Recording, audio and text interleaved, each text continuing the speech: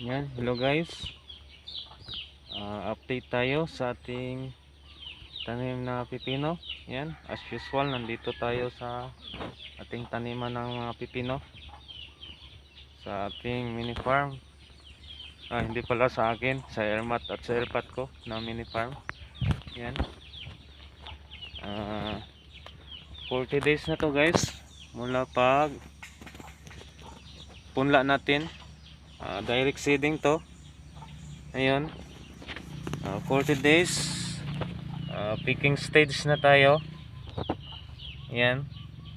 Kahapon may nakuha na ako nito ng kaunti kasi sa tingin ko baka mag oversize kasi napakabilis talaga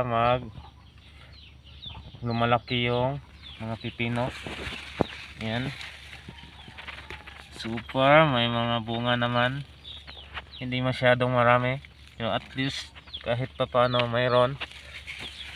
Yan, dito sa level na to medyo malalaki na ang mga bunga. Dito mga maliliit pa lang. Yan, mga toy-toy pa lang kadalasan. Yan. Simula ngayon na araw na to, yan, mag pick na tayo, selection araw-araw hanggang sa mamatay ang ating pipino. Yan. Yan, may bunga. Yan. Araw-araw na tayo dito mag-pick, selection. Kasi pag hindi tayo araw-araw baka mag-oversize. Yan, sayang naman. Kasi sobrang bilis lang talaga lumalaki yung mga bunga ng pipino. Yan. Maikli lang ang lifespan nito guys. 70 days lang ang lifespan. Yan.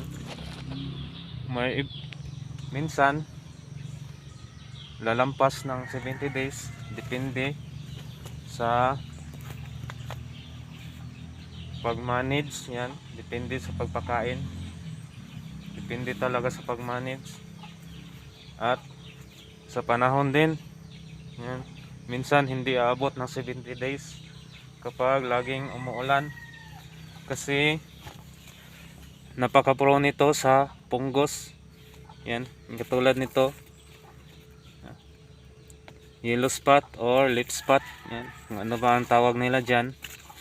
Yan, pero ito may mga leaf spot or yellow spot, pero na-manage na natin to kasi nag-spray tayo ng systemic fungicide.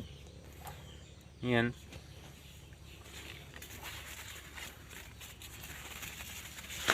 Yan. Napaka-crowded ng ating pipino guys. Kasi ang pagtanim natin dito ay naka-double row. Yan. Super, yan, super. Kahit napaka-crowded, nakapagdala naman siya ng mga bunga. Yan. Kahapon, naglagay ako ng extension sa ating main line na polytwine kasi umabot na dito yung vine ng ating mga pipino.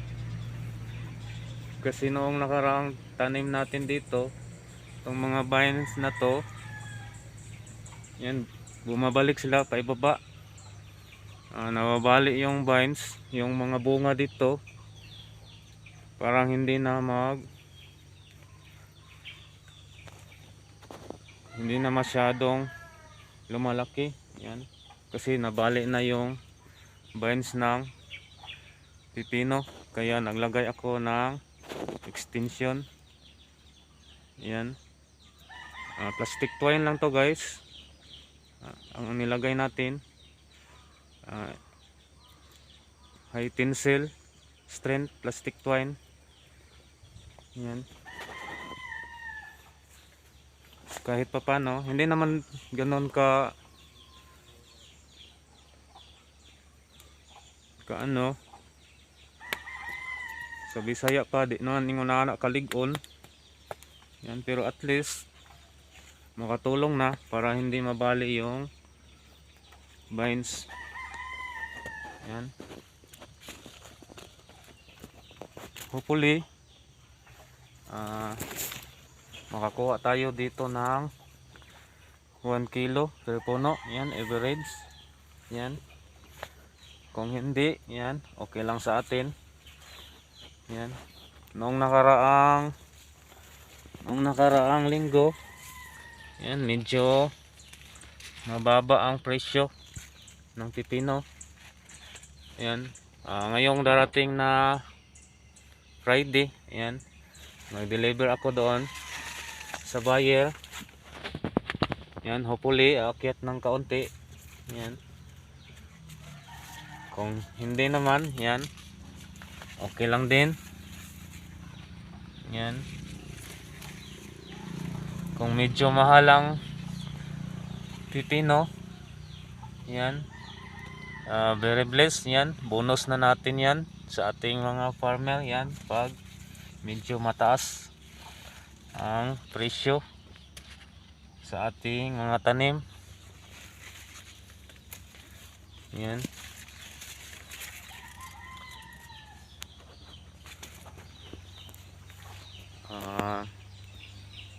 Itong mga tanim natin guys, around 1,900 hills lang to. Tapos dito sa ating block to, may mga casualties dito, around 200 plus ka hills yata ang casualties natin dito, kasi napabayaan natin, nabisi tayo doon sa ating mga talong doon sa kabila. Yan, itong dito, yan, may mga holes na mulch dito na walang laman. Yan. Yan. Napaka-crowded talaga ang mga pipino natin. Yan, sobrang crowded.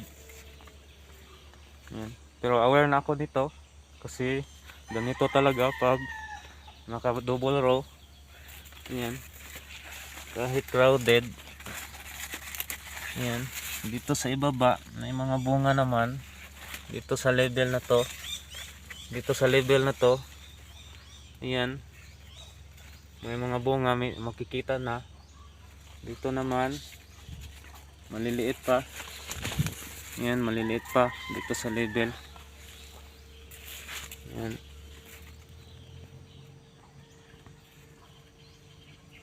Simula ngayon, yan, selection tayo, picking stage na tayo hanggang mawala o matay yung ating mga pipino. Yan, dito tayo sisimula sa ibaba hanggang doon sa taas. Yan, hanggang dyan sa taas guys. Yan, may mga puno na dito na, ayan, nandito na yung bunga na, bunga niya. Yan, dito yung bunga. Kasi kung hanggang saan yung abot yung vine ng pipino guys, yan, magbibigay talaga siya ng bunga. Yan, hanggang dito sa itaas. Kaya naglagay tayo ng extension. Kasi pag minsan, pag nababali itong vine,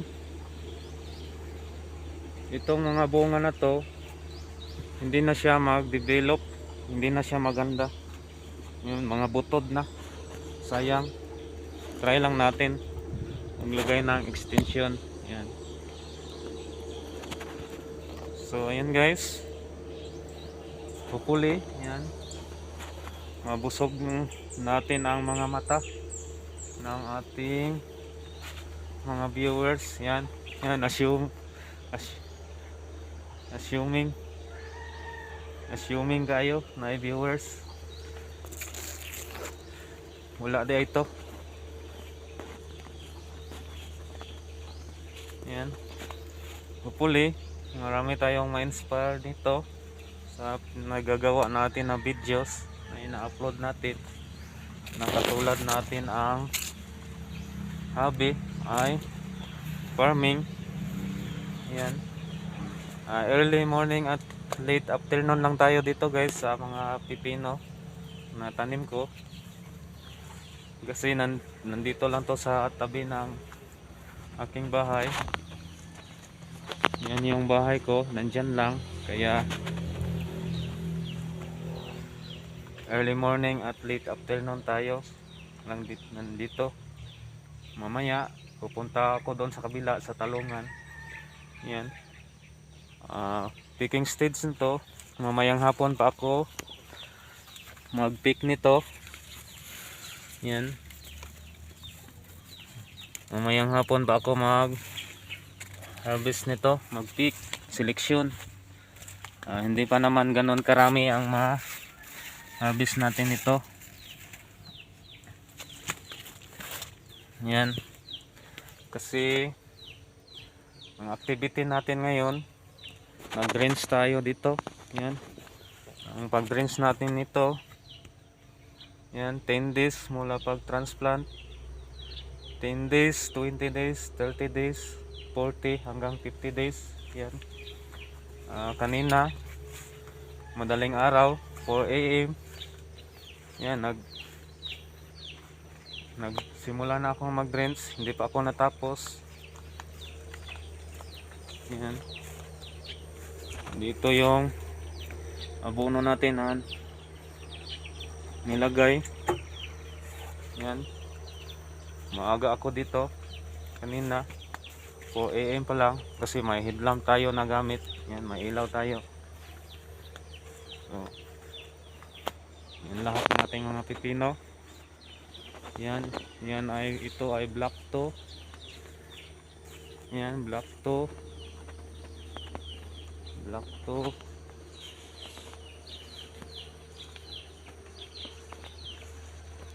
Yan. Sana mabusog natin yung mga mata ng nag-view sa ating videos. Ayan. Ito ay black one. Ayan. Black one.